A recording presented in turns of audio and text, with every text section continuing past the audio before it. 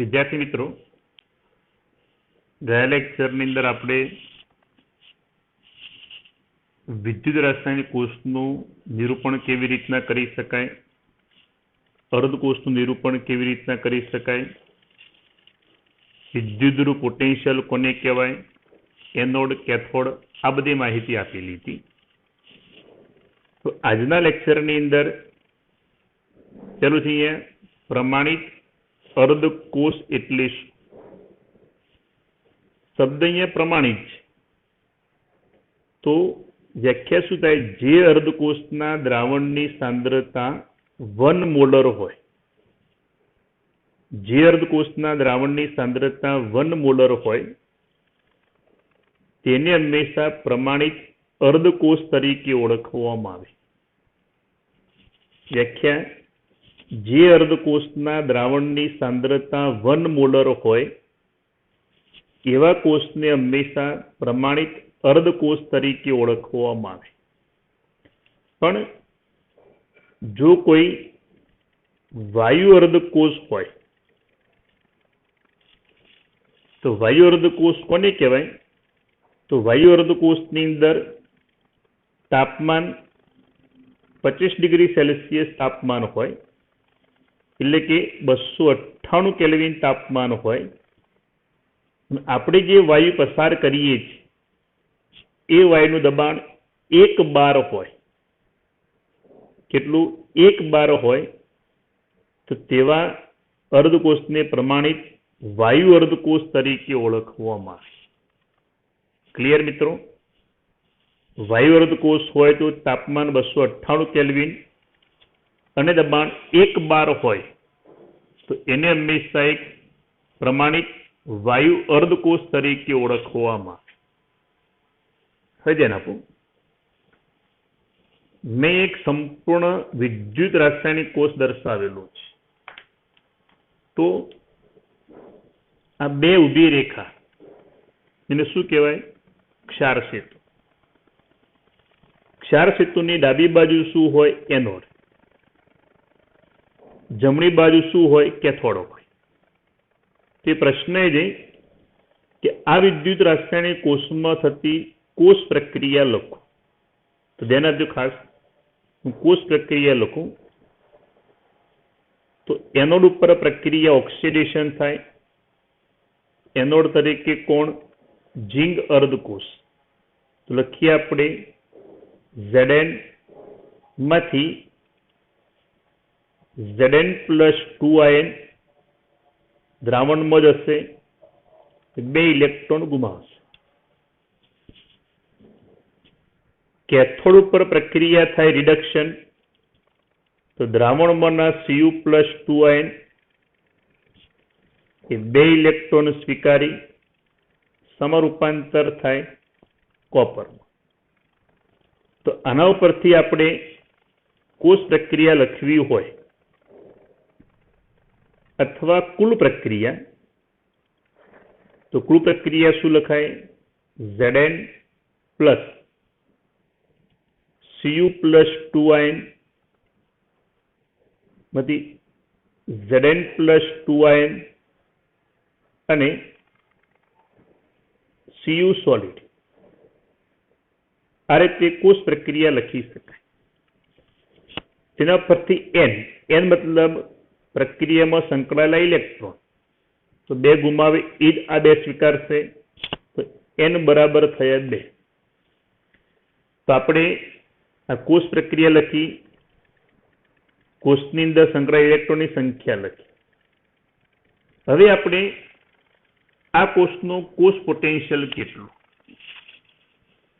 તો તમને જો ઝિંક અને કોપર અહીંયા તમને પોટેન્શિયલના મૂલ્ય આપેલા છે, તો એ પોટેન્શિયલના મૂલ્યો કયા છે?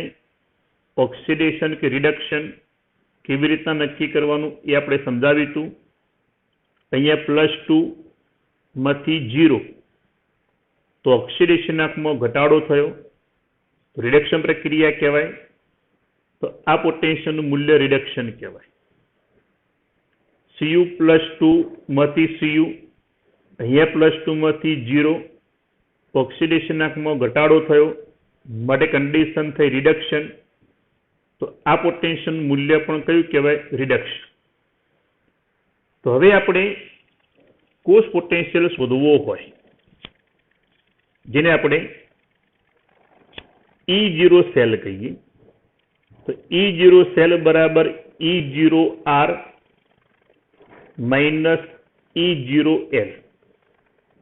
R મતલબ રાઈટ સાઈડ, જમણી બાજુના અર્ધકોષનો પ્રમાણિત પોટેન્શિયલ માઇનસ ડાબી બાજુના અર્ધકોષનો પ્રમાણિત પોટેન્શિયલ. મેં તમને કીધું પ્રમાણિત પોટેન્શિયલ એટલે રિડક્શન પોટેન્શિયલને પ્રમાણિત પોટેન્શિયલ તરીકે સ્વીકારેલો છે. અથવા આમ પણ લખાઈ જુઓ, E0 રાઈટ સાઈડ શું હોય? તો કેથોડ. તો E0 કેથોડનો પ્રમાણિત રિડક્શન પોટેન્શિયલ માઇનસ E0 ડાબી સાઈડ શું હોય? એનોડ. તો એનોડનો પ્રમાણિત રિડક્શન પોટેન્શિયલ. તો હવે આપણે કેથોડ કોણ હતા? તો કોપર. તો લખાય E0 Cu+2 oblique Cu minus E0 Zn+2 oblique Zn. પોટેન્શિયલના મૂલ્યો તમને આપ્યા 0.34 માઇનસ -0.76, તો આપણને મળશે પ્લસ 1.10 વોલ્ટ. તો આ રીતે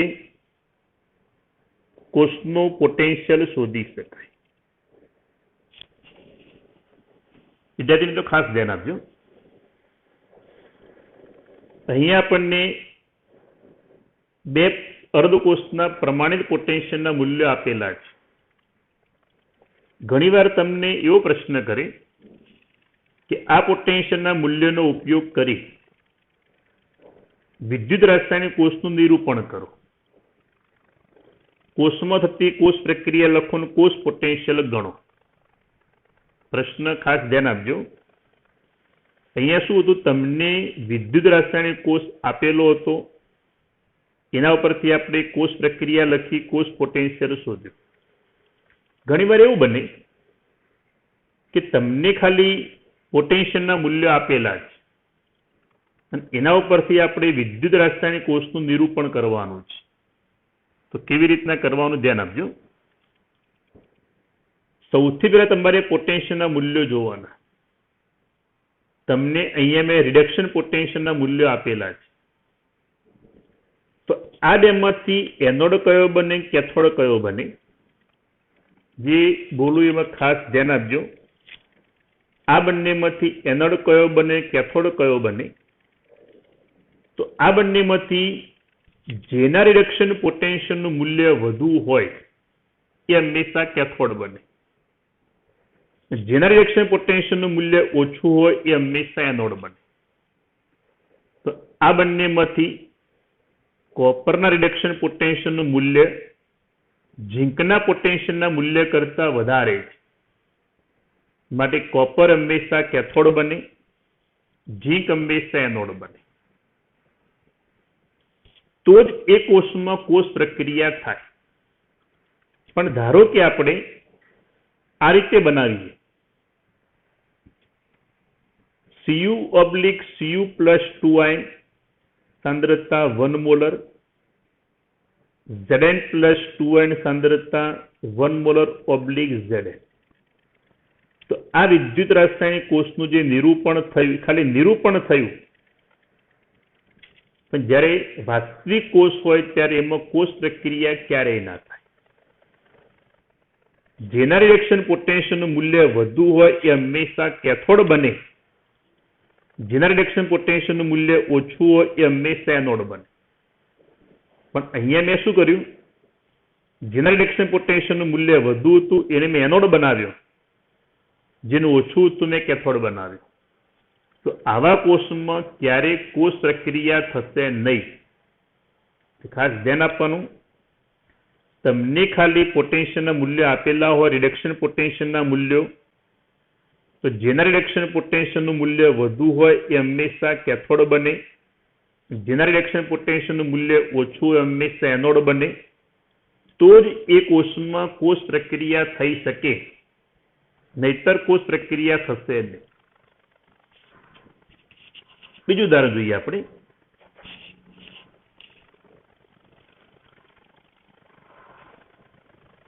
Mg/Mg+2ion /Ag+1 molar/Ag. તમને એ પોટેન્શિયલના મૂલ્ય આપેલા છે. +2 માંથી 0 લે આ પોટેન્શિયલનું મૂલ્ય થયું રિડક્શન, +1 માંથી 0 લે આ પોટેન્શિયલનું મૂલ્ય પણ થયું રિડક્શન. તો ધ્યાનથી જો, Agના રિડક્શન પોટેન્શિયલનું મૂલ્ય મેગ્નેશિયમના રિડક્શન પોટેન્શિયલના મૂલ્ય કરતા વધારે છે. માટે Ag આપણે શું બનાવ્યો? કેથોડ.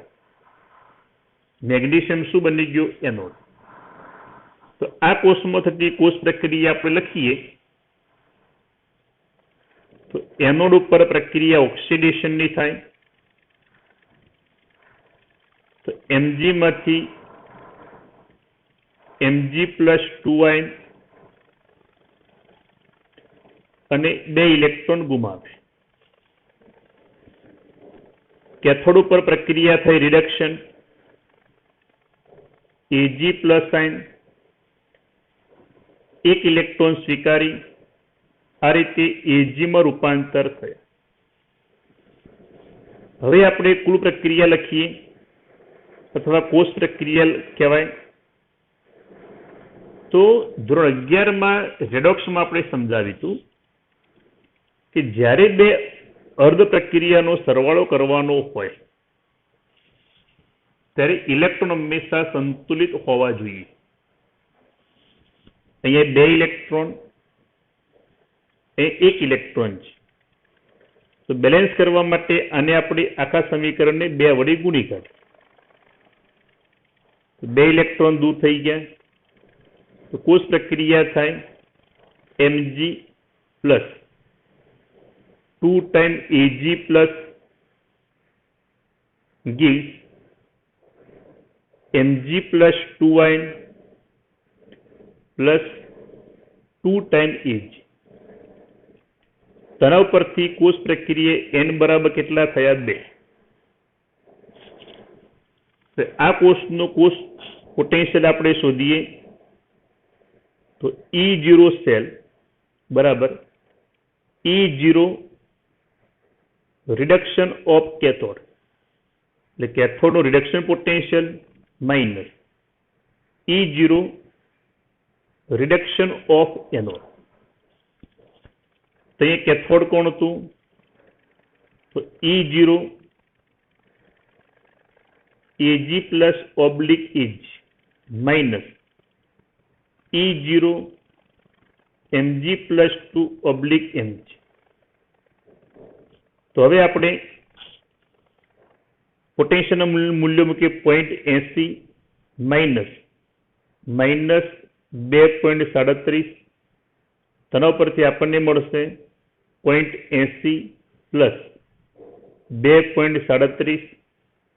તો 3.17 વોલ્ટ જેટલું આપણને મૂલ્ય મળે.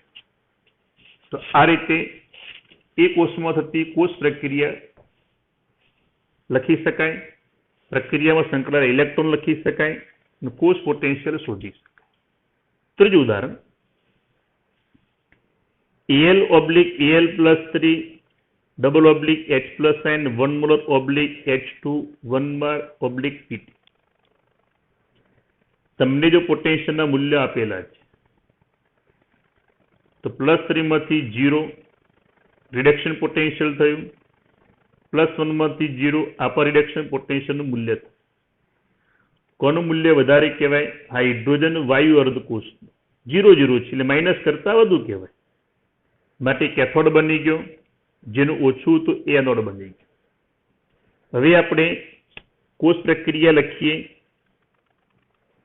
તો એનોડ ઉપર પ્રક્રિયા કઈ થાય? ઓક્સિડેશન. કેટલા ઇલેક્ટ્રોન ગુમાવે, કેટલા ઇલેક્ટ્રોન મેળવે? તો તમને એ જોવાનું 0 માંથી +3 એટલે 3 ઇલેક્ટ્રોન ગુમાવે. તો Al માંથી Al+3 અને 3 ઇલેક્ટ્રોન ગુમાવશે. કેથોડ ઉપર પ્રક્રિયા થઈ રિડક્શન, તો H+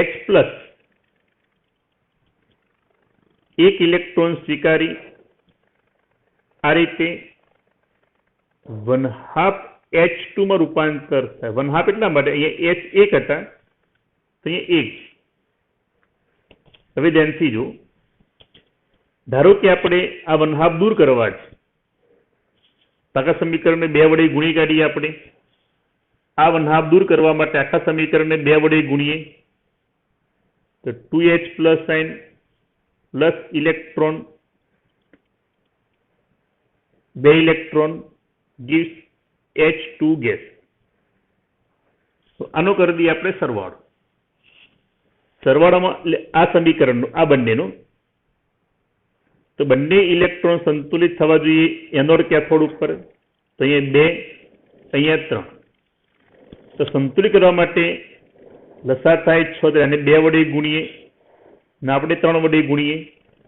જો 2 વડે ગુણીએ તો 2 ટાઈમ Al પ્લસ 3 વડે ગુણીએ 6H plus gives 2 time Al plus 3 3 વડે ગુણીએ 3 ટાઈમ H2 ગેસ. તો n બરાબર કેટલા થાય? 6. કારણ આપણે 3 વડે ગુણ્યા 3 દૂ 6 થાય, અહીંયા પણ 6 થાય, એટલે 6 ઇલેક્ટ્રોન સંકળાયેલા છે, એટલે n બરાબર 6 થાય. હવે આપણે કોષ પોટેન્શિયલ શોધીએ. તો E0 સેલ બરાબર E0 reduction of cathode minus E0 reduction of anode. તો E0 reduction of cathode, hydrogen અર્ધકોષ E0 H plus oblique 1/2 H2 minus E0 Al plus 3 oblique Al. તો આનું મૂલ્ય તમને આપી 0.00 માઇનસ 1.66, તો આપણને મળે પ્લસ 1.66 વોલ્ટ થયો. તો આ રીતે E0 સેલ શોધી શકાય. વિદ્યાર્થી મિત્રો, આ પ્રમાણે તમને કોઈ પણ અર્ધકોષ આપેલો હોય, એના રિડક્શન પોટેન્શિયલના મૂલ્ય આપેલા હોય, તો એ બંનેમાંથી કોણ એનોડ બનશે, કોણ કેથોડ બને જાણી શકાય. અથવા વિદ્યુત રાસાયણિક કોષ તમને આપેલો હોય તો વિદ્યુત રાસાયણિક કોષ પરથી આ રીતે કોષ પ્રક્રિયા લખાય, કોષમાં સંકળાયેલા ઇલેક્ટ્રોનની સંખ્યા લખી શકાય. પોટેન્શિયલના મૂલ્ય ઉપરથી આ રીતે સંપૂર્ણ વિદ્યુત રાસાયણિક કોષનું પોટેન્શિયલ શોધી શકાય. પણ યાદ એ રાખવાનું, જેના રિડક્શન પોટેન્શિયલનું મૂલ્ય વધુ હોય હંમેશા કેથોડ બનવો જોઈએ, જેના રિડક્શન પોટેન્શિયલનું મૂલ્ય ઓછું હોય હંમેશા એનોડ બનવો જોઈએ. તો જ આ કોષ પ્રક્રિયા શક્ય બને વાસ્તવિક. બાકી જો આપણે જોડાણ ઉલટું કરી નાખીએ, એટલે જે કેથોડ છે એને આપણે એનોડ બનાવીએ, એનોડ એને આપણે કેથોડ બનાવીએ, તેમાં ક્યારેય કોષ પ્રક્રિયા થશે નહીં. એ મુદ્દો દરેક જણ ખાસ ધ્યાન આપજો. વિદ્યાર્થી મિત્રો, પ્રમાણિત હાઇડ્રોજન વાયુ વિદ્યુત ધ્રુવ એની આપણે રચના જોઈશું, એનો ઉપયોગ કેવી રીતના થાય એ પછી આપણે આવશે. રચનાની કાર્ય પદ્ધતિ. તો જો વિવિધ વિદ્યુત ધ્રુવોની ઇલેક્ટ્રોન મેળવવાની કે ઇલેક્ટ્રોન ગુમાવવાની વૃત્તિની તીવ્રતાની સરખામણી પ્રમાણિત હાઇડ્રોજન અર્ધકોષનો ઉપયોગ કરીને થાય છે. ધારો કે ઝીંક છે, કોપર છે, મેગ્નેશિયમ છે, સિલ્વર છે, એલ્યુમિનિયમ છે, આવા જે વિદ્યુત ધ્રુવ રહ્યા એ ઇલેક્ટ્રોન ગુમાવવાની અથવા ઇલેક્ટ્રોન મેળવવાની વૃત્તિની તીવ્રતા કેટલી, એટલે આપણે નહીં કહેતા રિડક્શન પોટેન્શિયલનું મૂલ્ય કેટલું. રિડક્શન એટલે ઇલેક્ટ્રોન મેળવે, ઓક્સિડેશન ઇલેક્ટ્રોન ગુમાવે. એટલે એમની ઇલેક્ટ્રોન ગુમાવવાની કે ઇલેક્ટ્રોન મેળવવાની વૃત્તિની તીવ્રતાની સરખામણી જે રહી એ હાઇડ્રોજન અર્ધકોષનો ઉપયોગ કરીને થાય.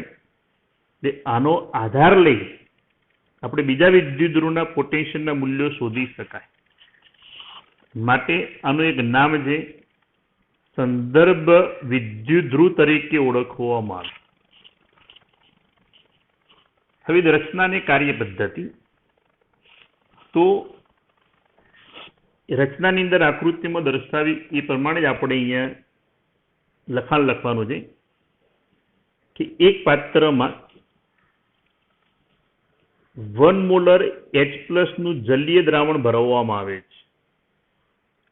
આકૃતિમાં દર્શાવ્યા પ્રમાણે એક પાત્રમાં 1 મોલર H+ નું જલીય દ્રાવણ ભરવામાં આવે છે.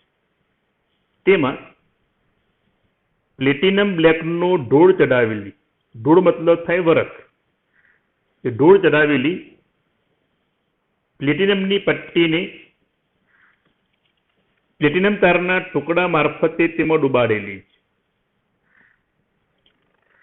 પ્લેટિનમ બ્લેકનો ઢોળ ચડાવેલી પ્લેટિનમની પટ્ટીને એક છેડેથી બંધ એવી કાચની નળીના છેડે પ્લેટિનમ તારના ટુકડા મારફતે જોડેલી છે.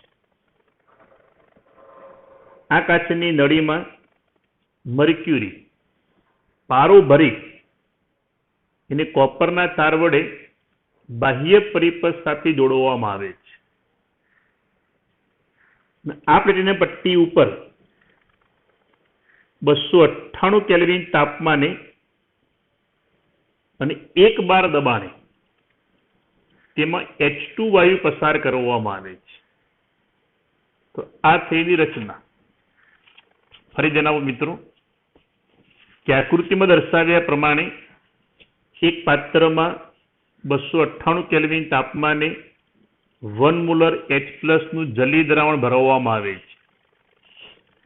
આ દ્રાવણમાં પ્લેટિનમ બ્લેકનો ઢોળ ચડાવેલી પ્લેટિનમની પટ્ટીને એક છેડેથી બંધ એવી કાચની નળીના છેડે પ્લેટિનમ તારના ટુકડા મારફતે જોડેલી હોય છે. કાચની નળીમાં મર્ક્યુરી મતલબ પારો ભરી ને કોપરના તાર વડે બાહ્ય પરિપથ સાથે જોડવામાં આવે છે. આ પ્લેટિનમ પટ્ટી ઉપર 298 કેલ્વિન તાપમાને ને 1 બાર દબાણે કયો વાયુ H2 વાયુમાં પસાર કરવામાં આવે છે. તો આ થઈને રચના. આ અર્ધકોષને બીજા અર્ધકોષ સાથે જ્યારે જોડવામાં આવે, આ અર્ધકોષને સંદર્ભ વિદ્યુતધ્રુવ તરીકે બીજા અર્ધકોષ સાથે આપણે જ્યારે જોડીએ ત્યારે પ્રમાણિત હાઇડ્રોજન અર્ધકોષ એનોડ તરીકે પણ વર્તી શકે અને કેથોડ તરીકે પણ વર્તી શકે. તો આપણે જાણીએ જો એનોડ તરીકે વર્તે તો એના પર કઈ પ્રક્રિયા થાય? ઓક્સિડેશન. ધ્યાન આપજો, જો એનોડ તરીકે વર્તે તો ઓક્સિડેશનની પ્રક્રિયા થાય. તો આપણે ઓક્સિડેશનમાં H2 દબાણ 1 બાર ઓક્સિડેશન થાય તો H+ આયન ઇલેક્ટ્રોન ગુમાવશે. અહીંયા હાઇડ્રોજનની સંખ્યા 1, તો આપણે અહીંયા 1/2 વડે ગુણીએ. તો આ રીતે એનોડ તરીકે વર્તે તેના પર ઓક્સિડેશનની પ્રક્રિયા થાય. અને જો કેથોડ તરીકે વર્તે તો રિડક્શનની પ્રક્રિયા થાય. તો દ્રાવણમાં H+ આયન ઇલેક્ટ્રોન સ્વીકારી આ રીતે H2 વાયુમાં રૂપાંતર થાય. આમ પ્રમાણિત હાઇડ્રોજન વિદ્યુતધ્રુવ જો એનોડ તરીકે વર્તે તો ઇલેક્ટ્રોન ગુમાવવાની વૃત્તિ ધરાવે, કેથોડ તરીકે વર્તે તો ઇલેક્ટ્રોન મેળવવાની વૃત્તિ ધરાવે. આમ ઇલેક્ટ્રોન ગુમાવવાની વૃત્તિ પણ ધરાવી શકે અને સ્વીકાર વૃત્તિ પણ ધરાવે છે. તેમ છતાં વૈજ્ઞાનિકોએ આ વૃત્તિની તીવ્રતાનું મૂલ્ય મતલબ એના પોટેન્શિયલનું મૂલ્ય જે રહ્યું 0.00 વોલ્ટ સ્વીકારેલું છે.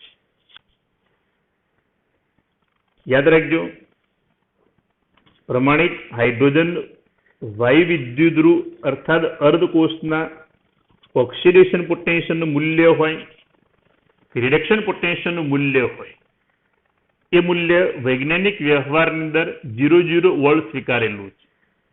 પરિણામે અન્ય વિદ્યુતધ્રુવની ઇલેક્ટ્રોન ગુમાવવાની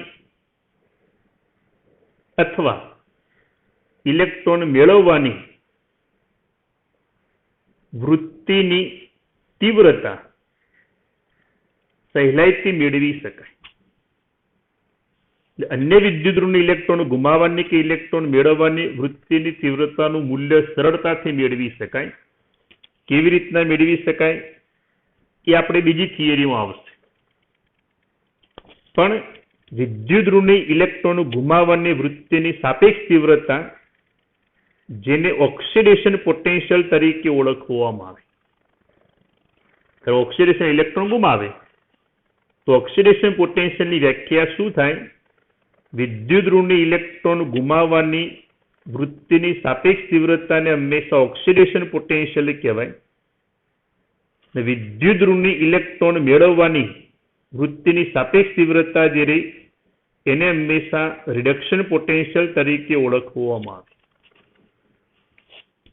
વિદ્યુતધ્રુવની ઇલેક્ટ્રોન ગુમાવવાની વૃત્તિની સાપેક્ષ તીવ્રતાને હંમેશા ઓક્સિડેશન પોટેન્શિયલ કહેવાય.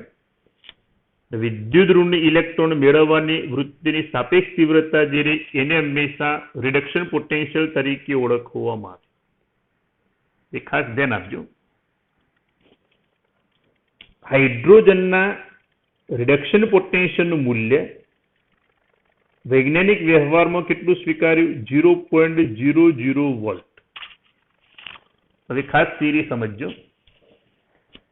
આપણે આગળ Cu+2/Cu બરાબર થાય પ્લસ 0.34 વોલ્ટ અને E0 Zn+2/Zn બરાબર -0.76 વોલ્ટ.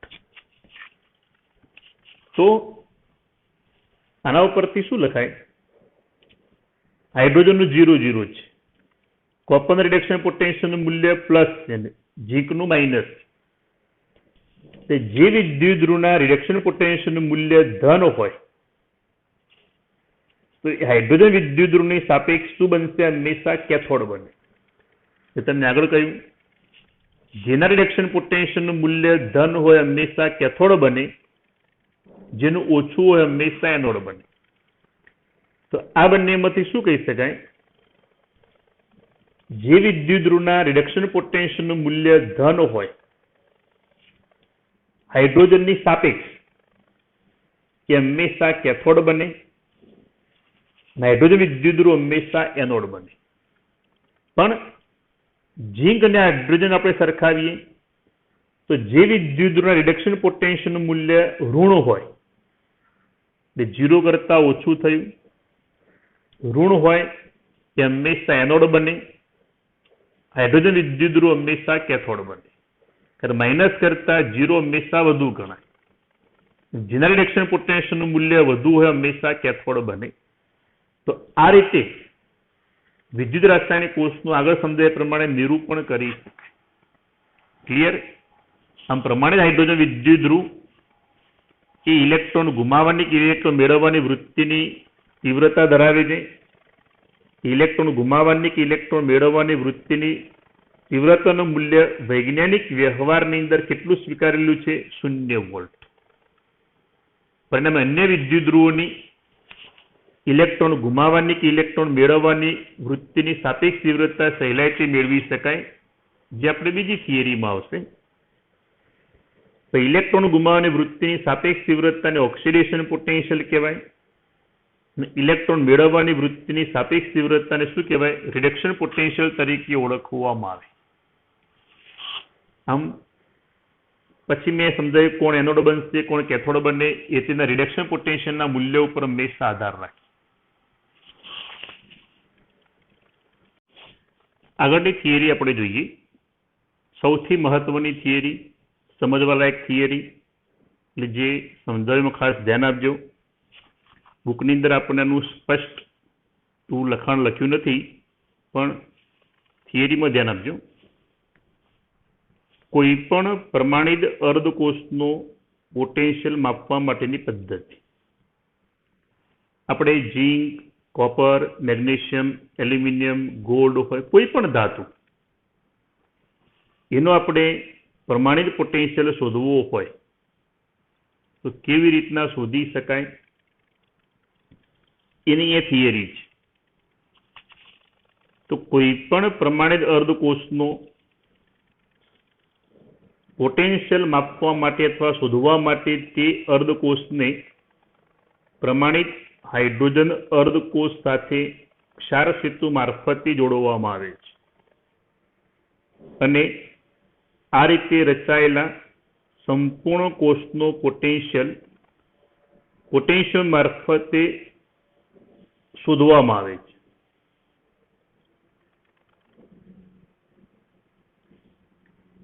કારણ કોષનું પોટેન્શિયલ શોધવા માટે વોલ્ટમીટર પણ હોય, એમીટર પણ હોય અને પોટેન્શિયોમીટર હોય, પણ કોષનો સાચો પોટેન્શિયલ હંમેશા પોટેન્શિયોમીટર વડે શોધી શકાય. વોલ્ટમીટર હોય કે એમીટર હોય કદાચ એમાં ત્રુટિ આવી શકે. મેં તમને આકૃતિ દર્શાવેલી છે કે કોઈ પણ અર્ધકોષનો પ્રમાણિત પોટેન્શિયલ શોધવા માટે તે અર્ધકોષને આ રીતે પ્રમાણિત હાઇડ્રોજન અર્ધકોષ સાથે ક્ષાર સેતુ મારફતે જોડવામાં આવે છે. આ રીતે રચાયેલા સંપૂર્ણ કોષનો કોષ પોટેન્શિયોમીટર વડે માપવામાં આવે છે અથવા શોધવામાં આવે છે. તો ધ્યાન આપજો. બંને અર્ધકોષમાંથી આપણે ધ્યાન આપો, ઝીંક વિદ્યુતઋણનું પોટેન્શિયલ આપણે શોધવું છે. તો ઝીંક અર્ધકોષને પહેલા પ્રમાણિત હાઇડ્રોજન અર્ધકોષ સાથે આ રીતે ક્ષાર સેતુ મારફતે જોડવામાં આવે. ઝીંક અને હાઇડ્રોજન અર્ધકોષને કોપરના તાર વડે પોટેન્શિયોમીટર મારફતે જોડવામાં આવે. હવે આ બંને વિદ્યુતધ્રુવમાંથી આનો આપણે પ્રમાણિત પોટેન્શિયલનું મૂલ્ય જાણીએ છીએ. કેટલું છે એનું?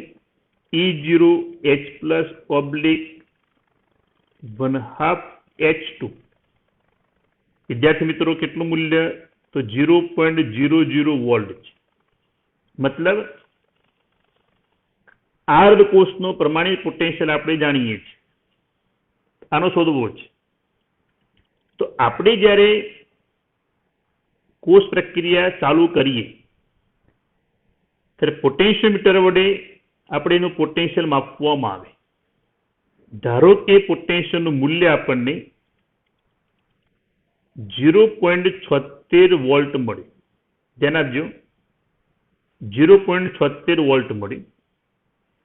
તો એનો આપણે સૂત્ર દ્વારા ઝીંકના અર્ધકોષના પોટેન્શિયલનું મૂલ્ય શોધીએ તો E0 સેલ બરાબર E0 R minus E0 L. જો R મતલબ જમણી બાજુના અર્ધકોષનો પ્રમાણિત પોટેન્શિયલ, L મતલબ લેફ્ટ ડાબી બાજુના અર્ધકોષનો પ્રમાણિત પોટેન્શિયલ. હવે આપણે E0 સેલ બરાબર જમણી સાઈડ કયો? તો હાઇડ્રોજન. તો E0H+/1/2 માઇનસ E0 ડાબી સાઈડ ઝીંક Zn+2/Zn. ખાસ ધ્યાન આપજો. તમે પ્રયોગ દરમિયાન E0 સેલનું મૂલ્ય શોધ્યું. પ્રયોગ દરમિયાન આપણને મળ્યું 0.76 બરાબર. આના પોટેન્શિયલનું મૂલ્ય આપણે જાણીએ છીએ 0.00 વોલ્ટ વૈજ્ઞાનિકો સ્વીકારેલું છે, માઇનસ E0 Zn+2/Zn. તો આપણને મળશે E0 Zn+2/Zn બરાબર -0.76 વોલ્ટ મળે કે નહીં? ખબર પડી મિત્રો? તો આ રીતે આપણે ઝીંક અર્ધકોષનો પ્રમાણિત પોટેન્શિયલ મતલબ રિડક્શન પોટેન્શિયલનું મૂલ્ય શોધ્યું -0.76 વોલ્ટ. હવે હું જે બોલું એ ખાસ ધ્યાન આપજો. જો બીજો અર્ધકોષ એટલે કયો કે જેનું આપણે પ્રમાણિત પોટેન્શિયલનું મૂલ્ય માપવાનું છે તે એ અર્ધકોષ એનોડ તરીકે વર્તે ને પ્રમાણિત હાઇડ્રોજન અર્ધકોષ કેથોડ તરીકે વર્તે તો પ્રક્રિયા દરમિયાન મળેલા આ કોષ પોટેન્શિયલનું મૂલ્ય એ તે વિદ્યુતધ્રુવના પ્રમાણિત રિડક્શન પોટેન્શિયલના મૂલ્ય બરાબર થશે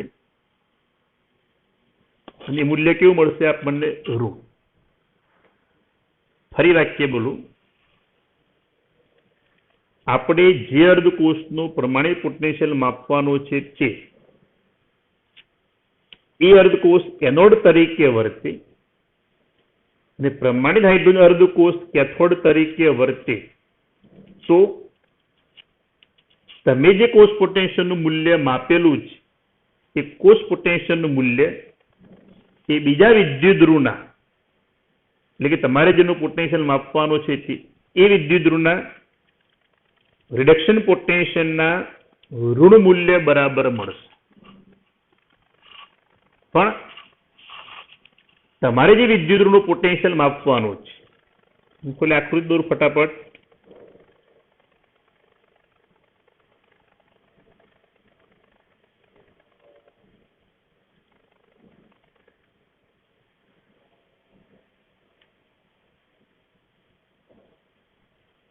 ધારો કે આપણે કોપર છે,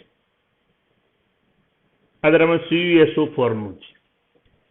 આ આપણો પ્રમાણિત હાઇડ્રોજન અર્ધકોષ છે. અહીંયા આપણે H2 1 બાર દબાણે 298 કેલ્વિન તાપમાને